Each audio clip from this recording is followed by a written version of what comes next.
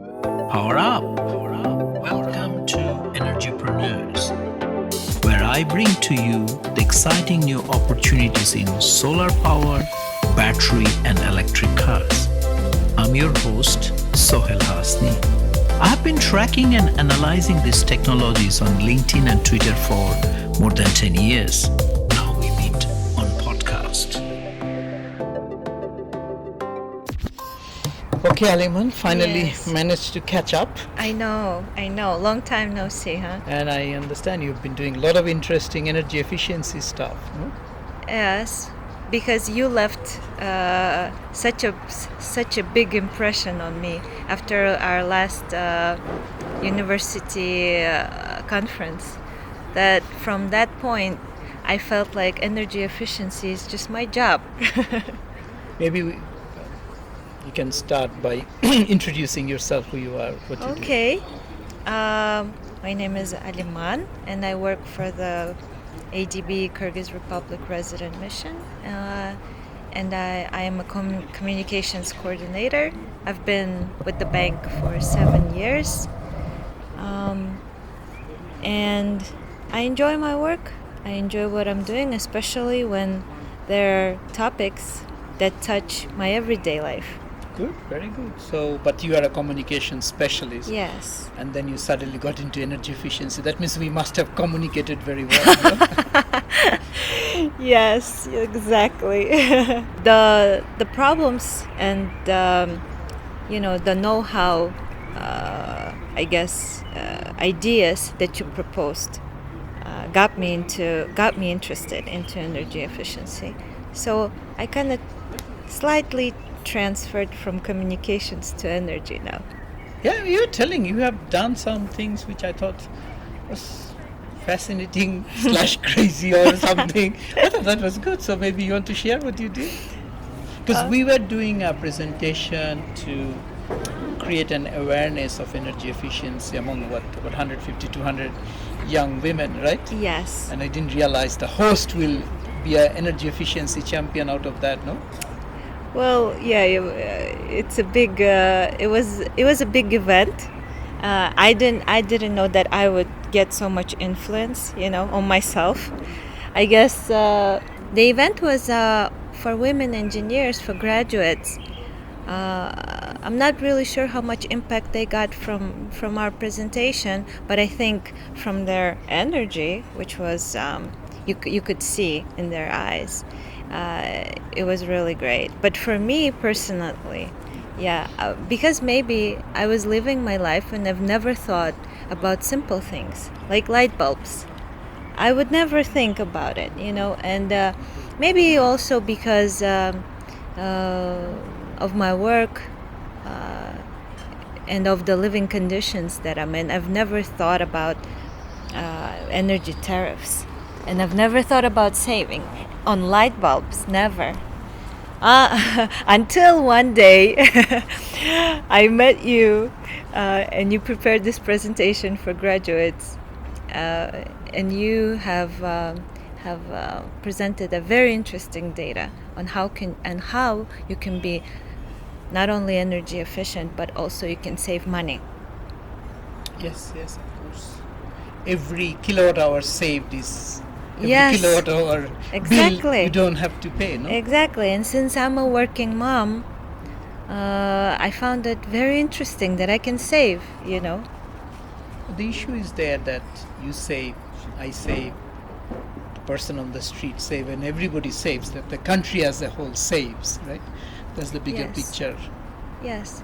So I'll just, for our listeners and audience, I would just explain what happened after the presentation. So Mr. Sohail's Hasni presentation was dedicated on a very simple kind of data, how, for example, an incandescent light bulb can how much energy it consumes, and a single LED light bulb. And I've never done the math, but it turned out it was so easy. It was very simple that one incandescent light bulb consumes 60 watt, right? And one LED light bulb consumes 6 or 8, Maybe even less. Yeah. maybe even less, So after that, I thought, oh my God, it's like 10 times, and I'm paying for this, and it's rolling every day, So that just one thing about saving, money in my pocket from my salary. And I have like maybe 5 rooms at my apartment, if you include the bathrooms. And I thought, oh my God, every day and in one room you can have more than one light bulb, right? You would have like one in the kitchen or one in the living room. And I was like, I started counting. That's when I started doing the math. And when I started doing the math, I realized that I'm spending so much.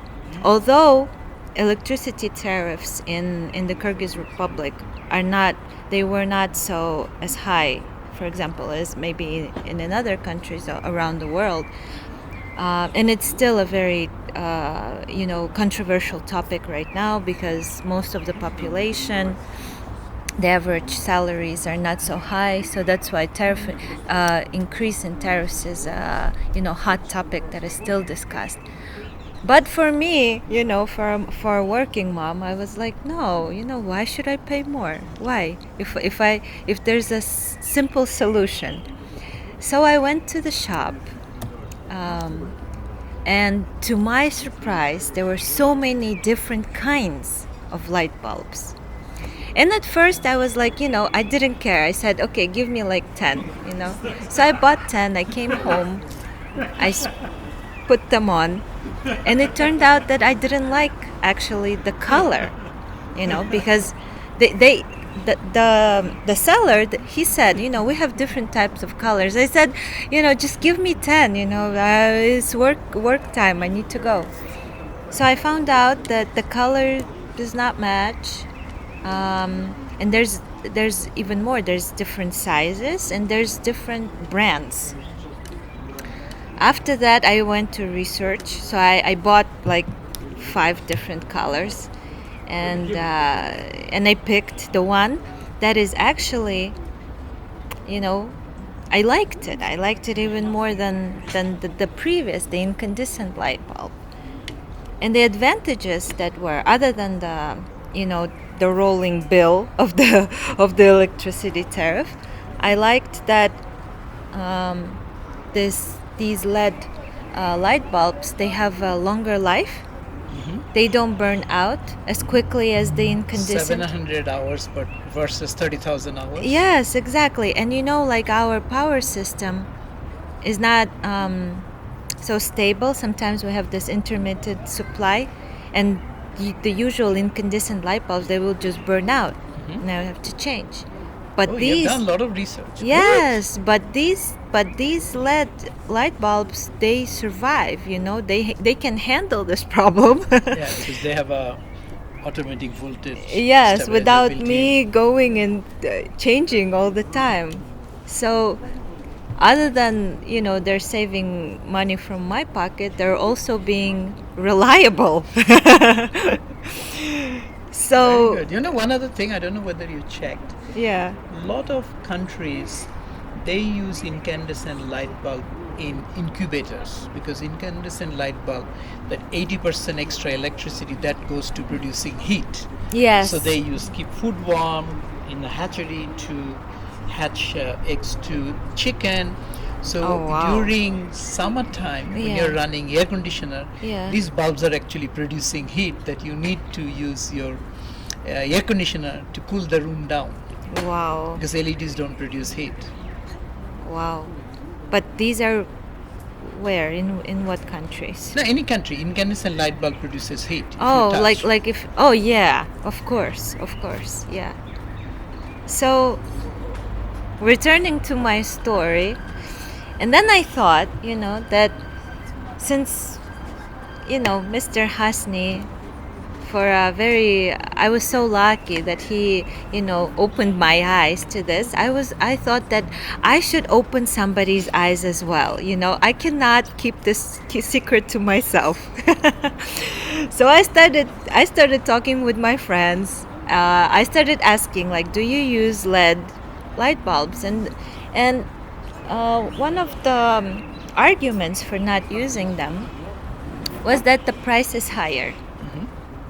And it depends on, of course, even the color, the color that it transmits, and the brand. So it's I think 3 times higher than the incandescent.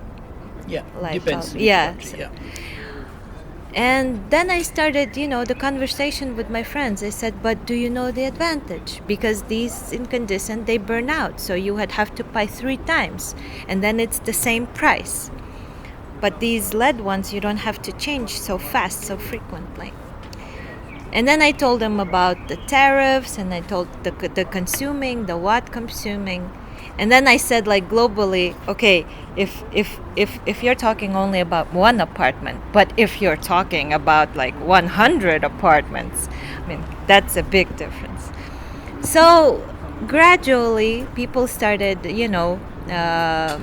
kind of seeing sense in what I'm saying. And then I went further. I was like, I cannot keep this only between my friends. I'm not greedy, I have to, spread it, at least to that range that I'm capable. So I live in an apartment building. It's a 5-story building, and it has 5 entries. And in each entry, you would have 20 apartments. So on each floor, 2 apartments per each floor. And on each floor, of course, there's lighting, because you need lighting, right? And this lighting is paid not by us. This is paid by the government. Okay. So the government pays for the lighting in each story. If this is like The common lights. the common lights, yes. And can you imagine that the common lights were always the incandescent light bulbs? So on every floor you would have 2 sets. And then I went to my neighbor, and I was talking, and he was I think he's a good neighbor who is working also in the private sector, so he knows what is saving about. And I said, Mr. Bakhtiar, do you know that we can actually save money? It's so interesting, only by simply changing into LED. And he said, I don't like the color, because it has this like bluish color, and he says that it reminds him of a hospital. And I said, Mr. Bakhtiar, can you imagine there are different colors now? You can find a yellow one, which is more warm. You can find a green one and like a pink one. And I said, there are different colors. Because you have them all. Yeah, because I tried them all. And I said, I can even tell you where you can go and buy, that there's a variety. And he said, oh, really? I said, I can even give you one. So I gave him one, because, I bought just a little more than that one that was needed. And I told him, just imagine how much money. I mean, he has like 3 daughters, a wife, it's a big family. And I said, can you imagine how much you can save? Hey, this is, and then I said, and also we can save not only in our personal apartments, but in the whole apartment building. Let's change the lighting that's on our floor. And he said, okay. I said, I will buy and you will change, because it's very high and I don't have the stairs. So I will change and you will buy. He said, okay. So we did that. And then thanks for the messengers. So we have this WhatsApp group of our of our building, and I started writing to my neighbors. I said, well, me and Mr. Bakhtiyar, we made this kind of experiment, and we changed all our light bulbs to this LED ones, and these are the advantages, and you can also save money. Can you imagine? So maybe you should. And I took all the pictures of the brands and what kind, and there's a variety. So all my neighbors said, oh wow, that's nice, maybe we should also. And I said, yeah, I'll give you the street, the store, you can go and buy. And that was in my entry. And then I said to myself, okay, I told my friends, I told my close neighbors, but that's not the whole building, we're not saving as much as I want. So I went to the other entry. I live in the second. I went to the first, where I also knew the neighbors, but not everyone. And I went to the one who was the most popular, and I said, and it was a very, she was such a cute little grandma. And I said, hi, I'm your neighbor. And she said, yeah, what do you want? And I said, I know that your pension is probably very small, and you're into savings, right? And you probably have so much things that you want to buy, but you can't, but you can save, where? And she said, no, where? And I said, these light bulbs. So I gave her the light bulbs. And she was like, really? Yeah, just use it, and it's they have a longer lifetime period, and you don't have to change them such frequently, and you will save money. And she said, oh, and how grandmas, they're so cute, so they, oh, thank you, darling, you're so generous, you're so nice. And I felt good. And I said, I just want to tell you one thing, just can you do me a favor? She said yes. And I said, can you tell to your neighbor, because I don't know your neighbor. And how in every apartment buildings, I don't know how in your country, but here in Kyrgyz Republic, usually all the grandmas, they know everyone, and they can stop anybody, start a conversation, and because of respect, you listen. So I said, please, just whenever you see somebody, tell them this message, and it will be a great favor. That's all I'm asking. And she said, oh, thank you, okay, I will.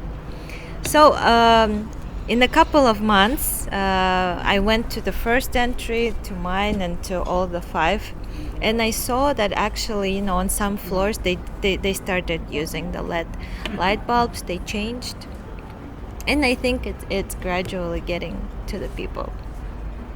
Very good. Now, where were you when I was trying to, or I did a project with these lights in, I think 2008 in the Philippines. That was the first ADB or World Bank project of changing light bulbs. So we changed, I think, about 18 million light bulbs. 2008? Yeah.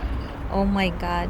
No, but that was, we did not have LED then. Then we went from incandescent light bulb to compact fluorescent light bulb. Oh, CFL. yeah, fluorescent, yes. So at that time, I remember meeting President GMA, Philippine President. Yeah, oh wow. And we were at a lunch table. We were trying to do the business development for the project. And she said, tell me why a president of a country should care about light bulbs. Okay, nice question. So then I was doing exactly as you said, Madam President, this is a 60 watt incandescent light bulb, and the CFL equivalent was, I think, about 18 watt. LED you can do 6 watt, but I think CFL was about 18 or 14 watt. Yeah, 14 watt. So I said the difference is about almost 50 watt. Yes. I said, so why should I care? He Yeah, said, yeah. yes, you don't. But the issue is, Madam President, if you change 1 million of them, that's 50 megawatt. Then she understood. I said, yes. I said, and you know that 50 megawatt power station cost about $50 million to build. Yes. Plus you have to buy oil, coal, whatever you need. Yes. And 50 million light bulb cost 1 million light bulb only cost $1 million. Yes. And it saves like a 50 megawatt power station. She immediately understood. I said so. And then we started a project to give away free light bulbs. So we did that in ADB. So you bring your old bulbs and we'll swap it for free. Oh wow. So maybe it's time that Kyrgyz government can do a project like that. Maybe it's because time. 10 million light bulbs, so incandescent to LEDs, could be equivalent to 400 megawatts. Yeah, but I can tell. But I can tell by by grocery stores. Before, maybe like 4 or 5 years ago, they wouldn't even have them available. Now you can go to any shopping store, and there's the same range. You would have the incandescent available, but you would have the LED also. So that means if there's this the supply, then there's the demand, right? But you know what? The next stage would be now that You're giving me a job now. you know Assignment. how large is your television? My television. Well, I don't know how to count. Yeah, say I think say 45 centimeter.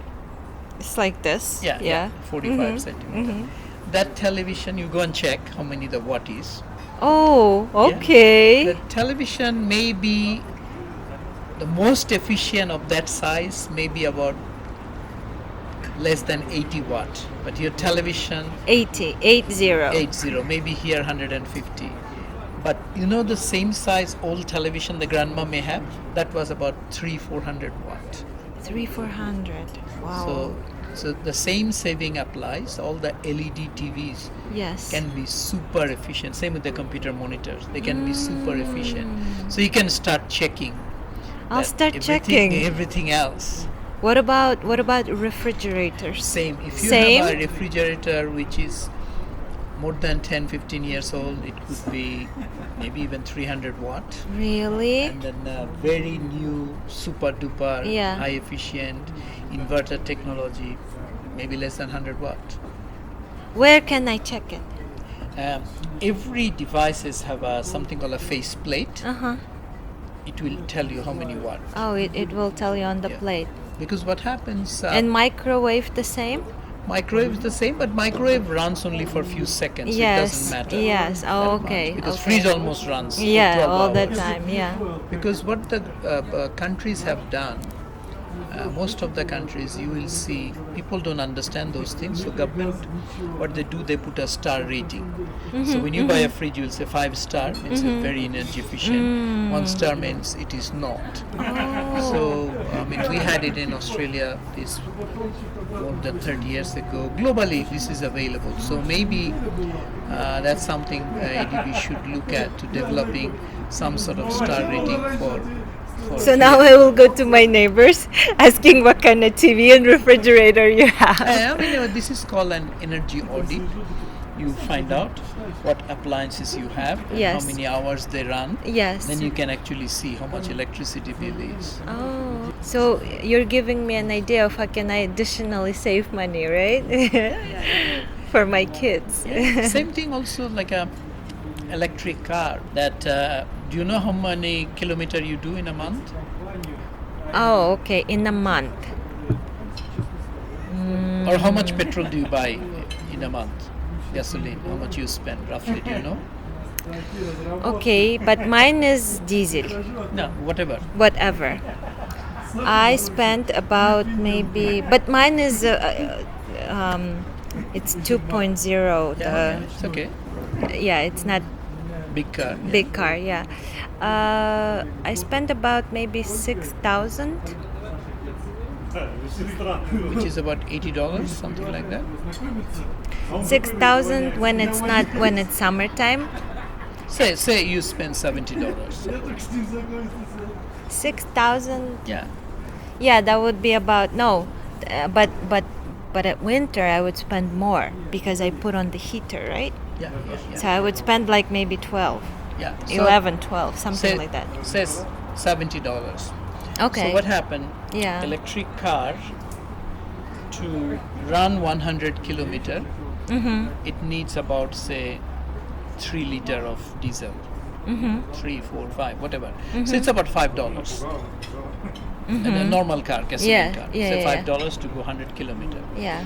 But if you go to electric, the same car Yeah. will need about maybe 20 kilowatt hour, which is in Kyrgyz tariff is about 40 cents.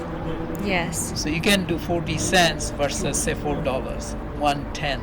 So your $70 petrol will become electric car maybe $7. You know, it's breaking my heart. And you know why? Because right now, our government actually, they made non-tax. If you buy a electric car, it's not tax obligated if you import. But the thing is, we don't have enough infrastructure. What infrastructure you need? You know what one of my neighbors did?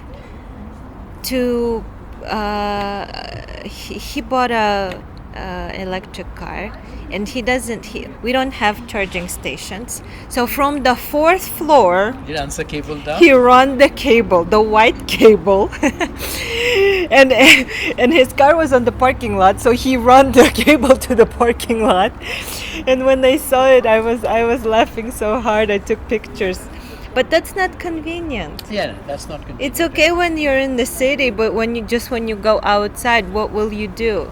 The only thing is hybrid car. you Yeah, know? hybrid car, but I think eventually, as more and more come in, I think that's what I was telling the national holding company, that they can start posting charging infrastructure so that people can pay with a coin or swipe a credit card, because and they can charge more, because they can charge maybe 5 times more tariff, but still people will be happy to pay for it. Yes, I went to Ukraine actually 2 years ago, and that's where I saw that these stations for electric cars, they have a lot actually in the city. And I took pictures and I sent to all my friends. I said, wish we had this kind of, and they're very small. They don't take up a lot of space. They're just like this, stand. And they don't have to. They don't need a lot of space as the other, the usual gasoline not charging, but Petrol station. Petrol stations, yes. And they're so, and they would have all these cables and so easy. But So that may be an opportunity for a young entrepreneur here starting a simple charging station service. Maybe. Yeah, because it's not regulated yet, right? Yes, it's not. And then every shopping center in the car park, they can easily start providing. All employer can easily provide in the commercial buildings, no? Yeah, I think that would be a great idea and a good example of how you can start promoting and, having more and more, if you would have at least on one chain of supermarkets. How do we bring all this energy that you have into climate change? I know you're communicating general, but climate change needs people like you with tons and tons of energy. No? I don't know. My energy is getting low. I don't have the proper station. I don't know how. Can you give me an example, like of a good international example? No. What I'm saying, there are a lot of individuals, because I personally believe, climate change, the big corporates doing this, Copenhagen, they meet different places, they're still discussing at a very high level of policy. And then people who wants to do something, right? Like the school children coming out on the street. And that was actually one of my motivation to start this podcast, saying, how can I bring knowledge to average person who can act, because people want to act, people don't want to wait, because the governments globally have failed politicize climate agenda. So, but that means people, like you are saving electricity. If that electricity in a country was made out of coal, you saved X number of carbon dioxide from going to the air. Here, the pollution. mostly it's hydropower. Yes. But that's also amazing, right? So how do you bring those energy? How do you motivate? Because you said you have young children, right? It's their Yes. future, right? It's their future. Yeah, exactly. Well, how can I motivate them? How on to what energy efficiency? Energy efficiency, and also I think next will be big thing will be for. I personally think big thing will be electric car for Kyrgyz Oh, Republic because electric car. as I think we told the Minister for Finance last time we were here that worldwide, especially in Europe, everybody is banning gasoline car, diesel cars from 2030. Yes, because of the pollution, emission. Yeah, Yes. which is 7 years away. Yes. So what will happen if somebody buying a brand new diesel car in say Yes. Germany Yes. will not be able to sell in the second hand market because the price will drop. Exactly. So what will happen, that will drive and come to Georgia, will come to Kyrgyz Republic. Of course. And then these second-hand cars, the price will even drop. That means more people will buy.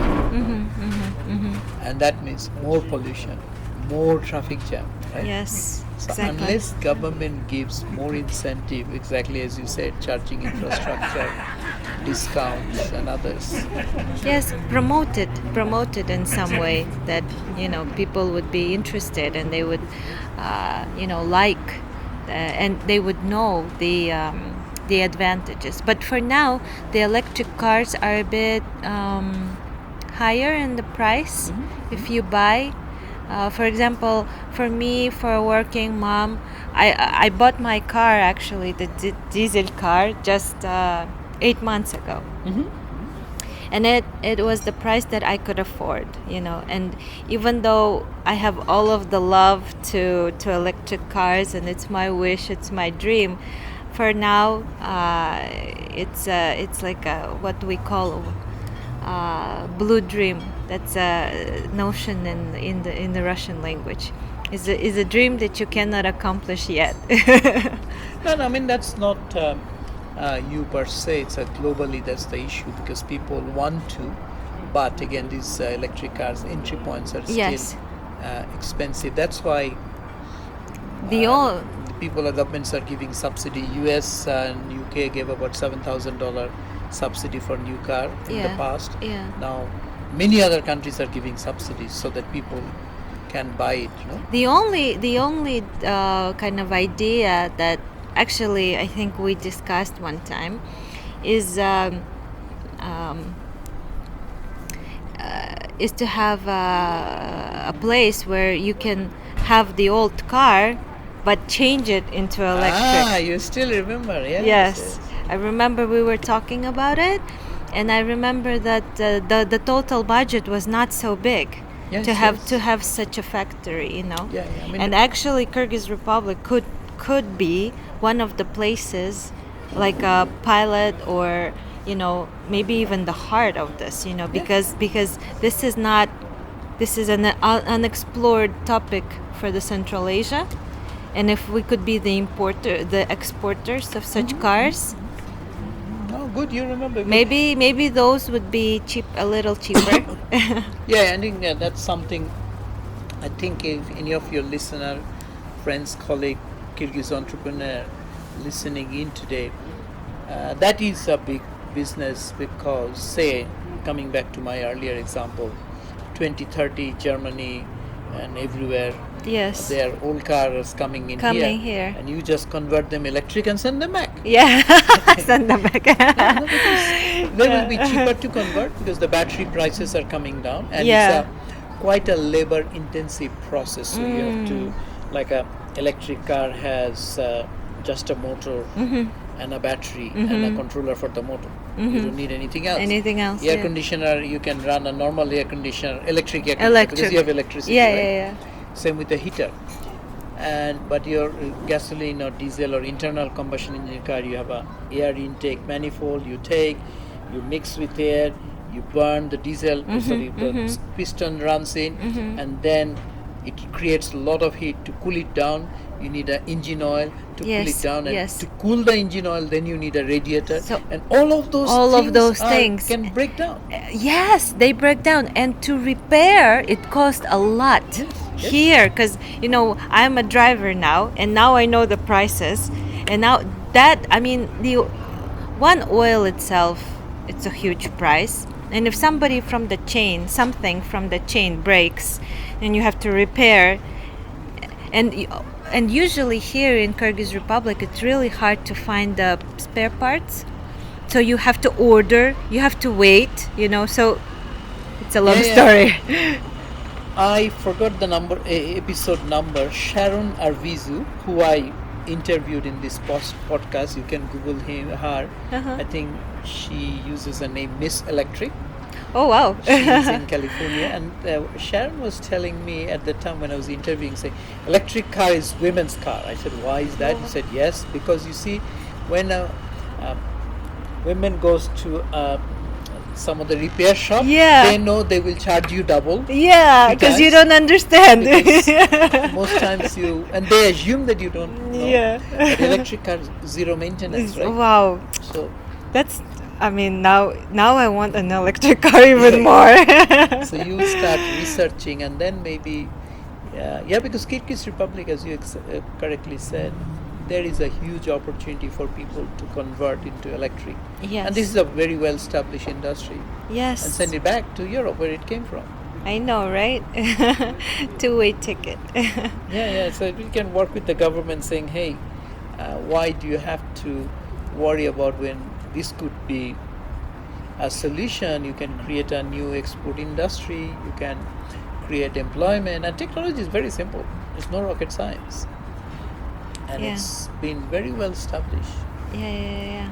That's one of my retirement project. I want to convert one Volkswagen Beetle into electric. Oh, okay. I would like to see how that will turn out. So energy efficiency, electric car. What else are you doing? I have the photo with you with the solar stick. Solar, no. I know that Kyrgyz Republic has a great potential of solar, especially, during summer. You can, if you have a solar panel, you can live without. You can live in the mountains. Why you say summer? Summer, because a lot of sun. I don't know. But you know what? I actually measure. Yeah. I have a video somewhere I can send you. Yeah. In Uzbekistan. Uh-huh. There is a solar institute that ADB established. Solar panel becomes inefficient in heat. Oh. They become super efficient as it cools down. So winter time when it's snow covered, some cases actually you get more electricity out of sun. Wow. Because winter time you can get a crisp sunny day, right? Not cloudy. Winter time, snow covered, but the bright sun. Yeah, but you make more electricity because of the cold temperature. Solar panels become more efficient. We have this project, ADB. It's under KAREK, Almaty Bishkek Economic Corridor, and we gave out 50 monitors. And these monitors, they collect the data on pollution, and we gave it out to the Ministry of Natural Resources and Climate Change, and they put it on 50 crossroads in the center of most of them are around the city in the center, and how do they collect the data? So there's a monitor, and then there's a little solar panel, and there's a mobile card which runs Wi-Fi 24 hours, and they transmit the data to a website. So I went out. So we put on these monitors, and I went out to make a press release and a post on the social media, and they hung them very high, So I used my tripod to take the photos. And the solar panel, on the photos, the solar panel were covered with snow because it was in December.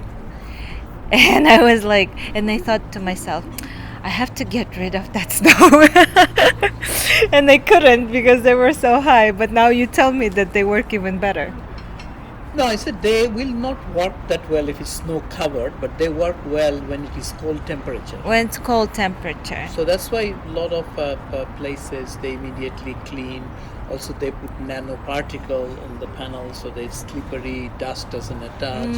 But the dust and snow needs to be cleaned regularly. I don't know, maybe it is maintained. Probably it is. Maybe, and sometimes people can put a little thing if it's an extra weight and it triple and come back, the gravity. It can topple. Maybe, I don't know, but when I went there to to make my post, it was all covered, but it was in the morning. Maybe they maintain. I hope. I have to ask. Now I will check. Yes. Thank you You for. run an Aliman Institute. Teaching people. I know, right?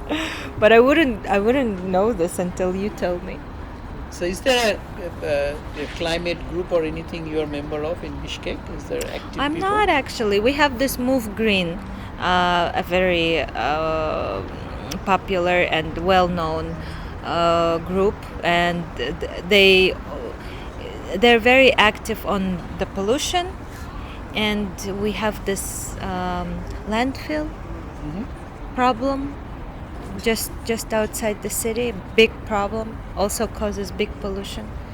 And they're these two topics, I mean, maybe they cover more, but these are the hot topics they usually participate and talk about. I'm not a member of those. I'm not sure if I can be a member. If you're watching this, can I join?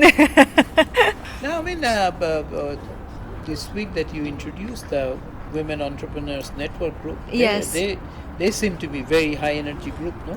Yes, I hope so. But they just, I mean, this Association of Women in Energy, they just launched in January, and they made a big presentation of their initiatives, of their scope, of their goals in March. Actually, on the 8th of March, we have the International Women's Day. So they made a big presentation, and our country director was invited, and all of the development organizations there in this sector. So I hope, and I really I wish for them to be active, well known, and to have such very good and influential projects in You climate have change. to get them in interest into energy efficiency also. Because Yes. when I talked to them, they were Yeah, of course they there should are a lot be. of different diverse interests. So, I hope we will hear a lot from them. thank you for your time. Is there anything else you want to share? Well, nothing that I can remember now. I shared all my insights, I think, and I received insights as well today. I hope that this was a useful conversation. It was very a lot of information for me, and maybe for people who are watching or listening, and I hope to see you soon, and maybe I can share some more. Wonderful. Yeah. Thank you, Aliman. Yeah. Thank you. Thank you for inviting. Thank you for joining us this week. If you haven't done so yet, subscribe to our show. Also, leave your comments and review if you enjoyed today's episode. Follow me on LinkedIn and Twitter at @shasni for updates. That's SHASNIE. Once again, this has been Energypreneurs, connecting you to the innovative opportunities in solar power, batteries, and electric vehicles. Stay tuned.